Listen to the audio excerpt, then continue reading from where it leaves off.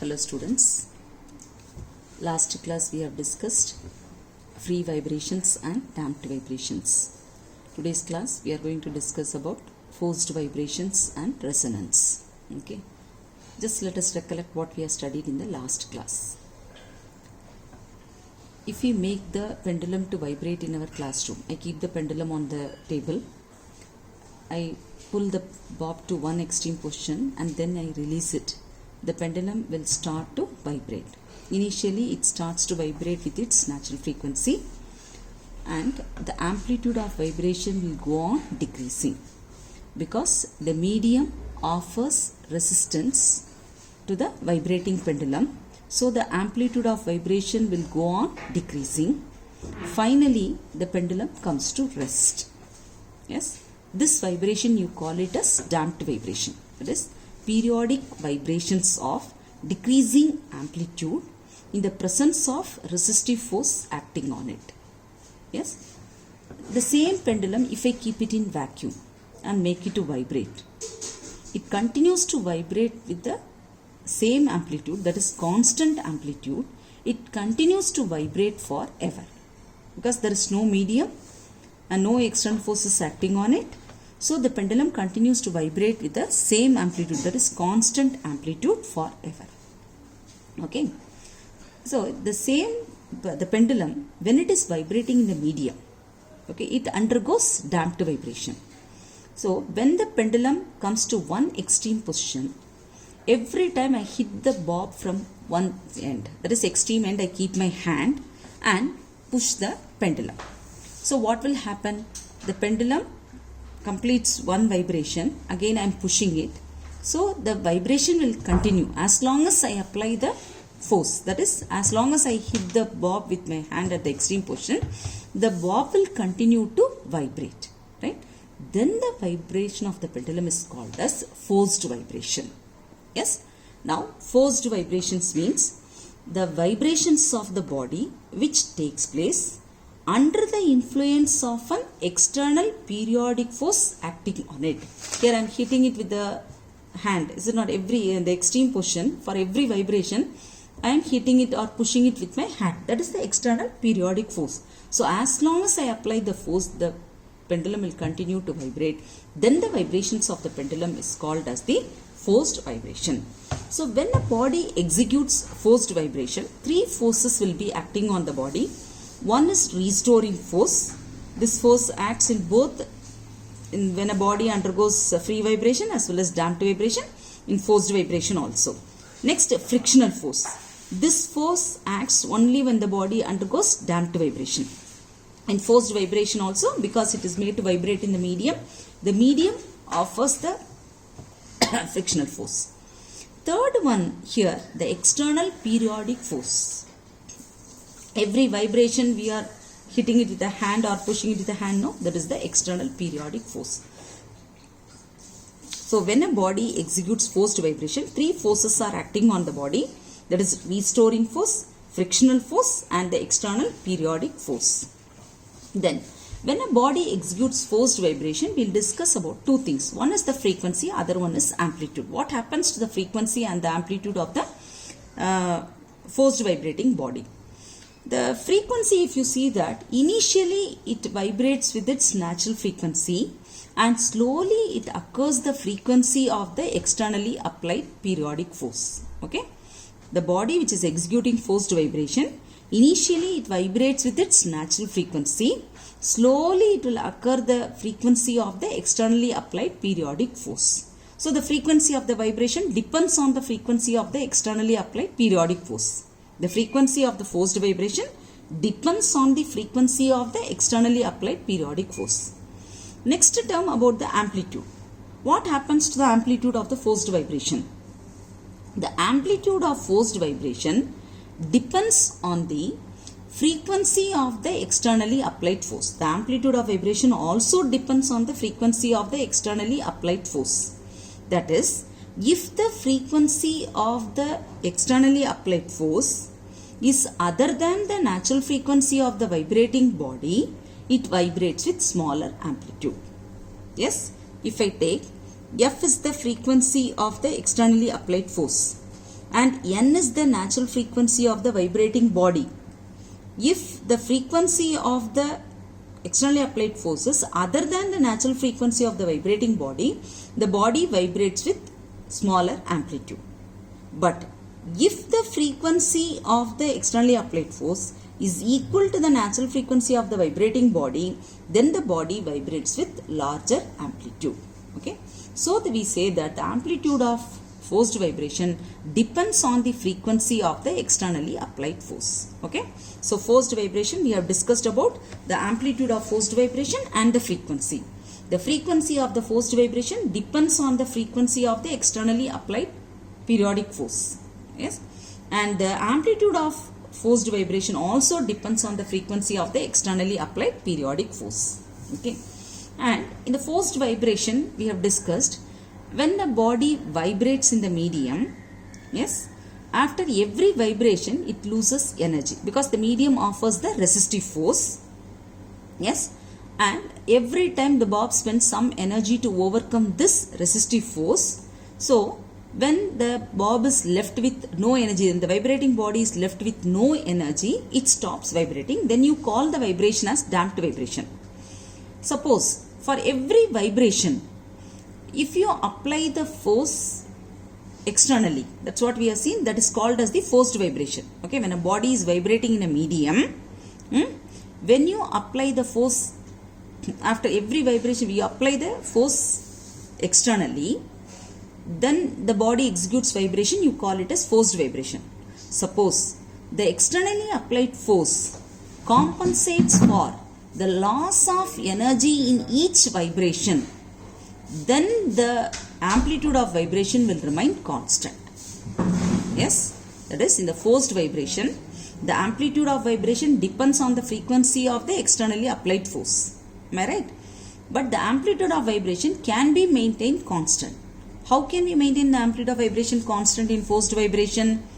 The externally applied force compensates for loss of energy in each vibration, then the body vibrates with constant amplitude. Then this type of forced vibration we call it as sympathetic vibration. This vibration is called as sympathetic vibration.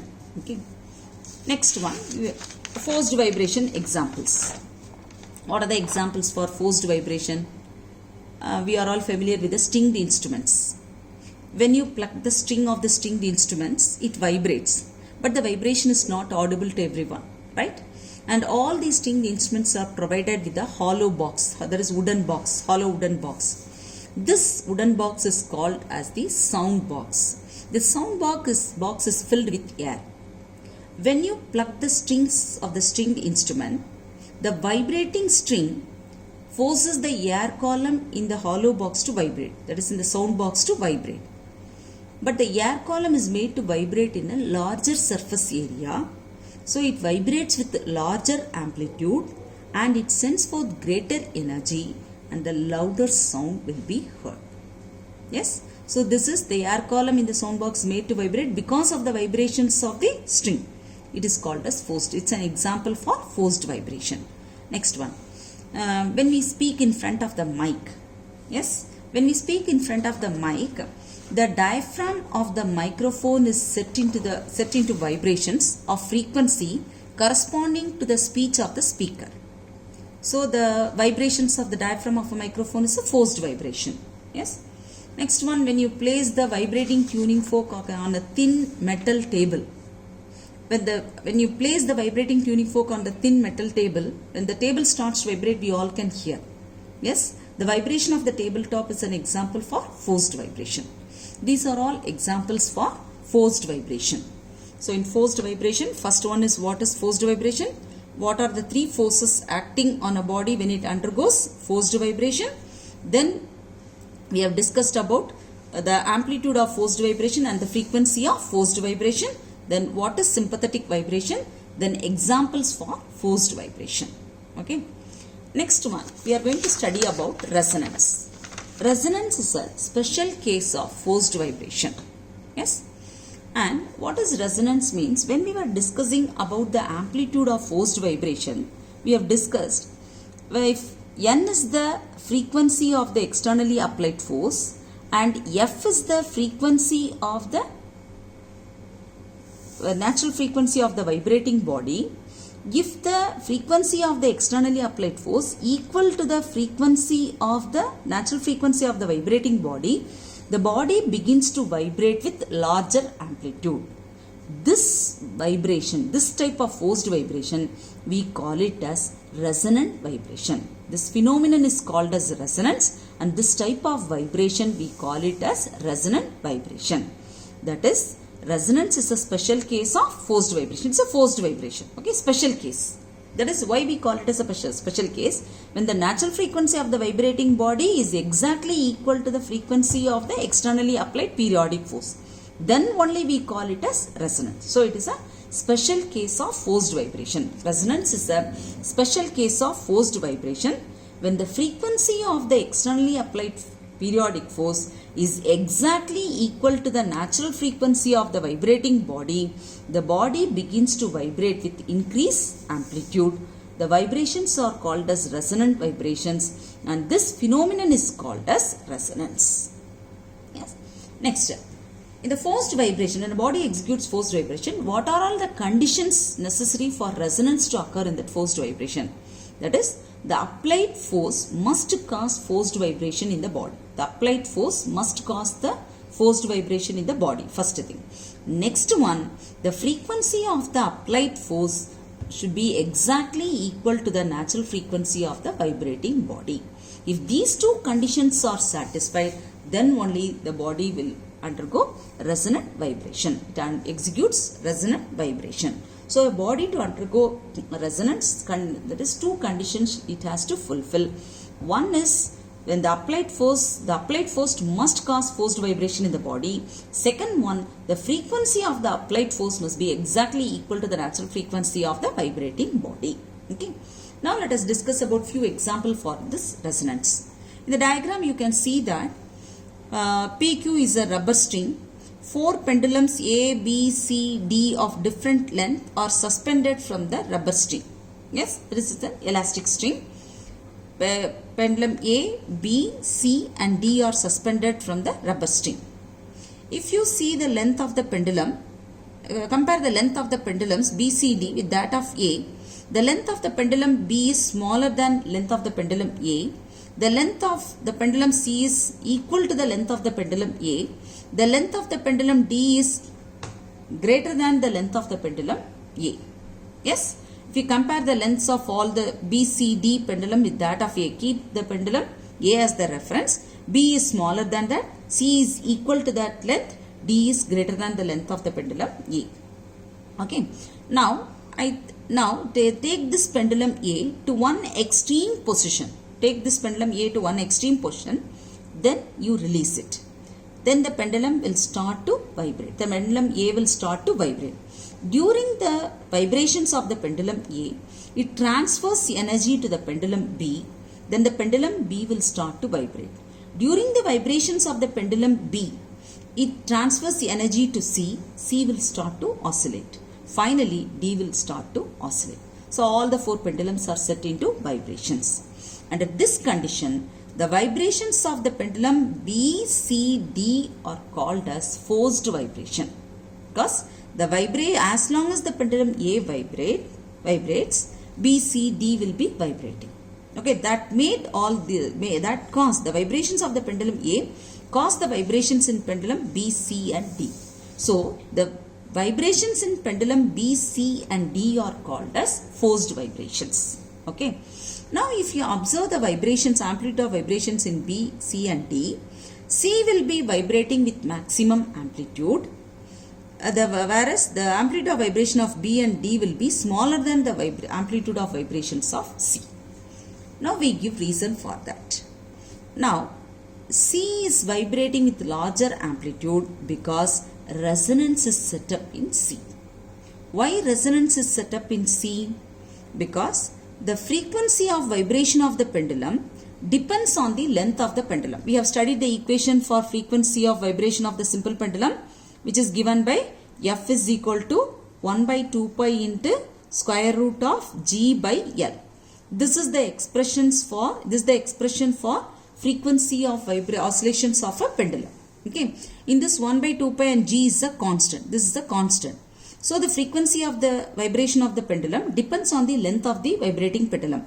F is inversely proportional to length of the pendulum. Yes. So the frequency of oscillation of a pendulum depends on the length of the pendulum. As the length of the pendulum C is equal to the length of the pendulum A, the frequency of vibration of C will be equal to the frequency of vibration of A. So A is the externally applied periodic force here. C is the vibrating body. So the natural frequency of the pendulum C matches with the frequency of the externally applied periodic force. So resonance is set up in C, so it begins to vibrate with increased amplitude. Yes. Now B and D forced vibrations are set up. Their amplitude of vibration will be small because the length of the pendulum B and D are that is different from the length of the pendulum A. So the frequency of oscillation of the pendulum B and D are different from the frequency of oscillation of A. So only forced vibrations are set up. No resonance is acting in pendulum B or in pendulum D. Okay, this is what resonant vibrations in pendulum. Resonance in pendulum. Okay, next one, resonance in air column. Here in the diagram you can see that this is the long narrow tube, narrow vessel. This is a broad vessel. Yes, and the two vessels are connected through their bottom by means of a rubber tube. Can you see in the diagram? It's a long narrow vessel. This is a vessel B. Both the vessels are connected through their lower ends by means of a rubber tube. Yes, and water is filled to certain level in both the tubes. Whereas the vessel A, the position is fixed. It is clamped to the stand. The position of the vessel A is fixed.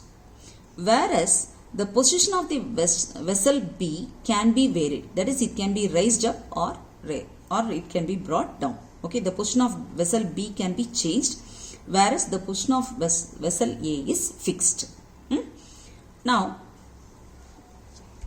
here the surface of the water, if you see that the vessel A, this portion acts as a open closed organ pipe, because this end of the vessel, here you have the air column. Above the water surface you have the air column. The other end of the air column has a water surface. It acts as the closed end. Okay, and this is the open end. So this portion will act as the closed organ pipe. Okay, this is the air column. Now, when you place the vibrating tuning fork, the mouth of the vessel A, the vibrating tuning fork which is placed above the mouth of vessel B will force the air column above the water surface to vibrate. Yes. So, if you adjust the position of the vessel B, the length of the air column in vessel A will be changing. Yes. As the length of the air column changes, the frequency of vibration produced by that air column will also change, because the frequency of vibration of an air column depends on the length of the vibrating air column. The relation connecting frequency and the length of the air column are F is inversely proportional to L. Okay. By adjusting the position of the vessel B, the length of the air column in the vessel A can be varied. Okay. So when the length of the air column in the vessel changes, the frequency of vibration of the air column will also change. Yes. Continuously you adjust the position of B in one direction. So what will happen? Suppose if you move it up, the water surface, the length of the water column in this one will be decreasing. That means the length of the air column will be increasing. As the length of the air column is increasing, the frequency of the vibration produced by the air column will be decreasing.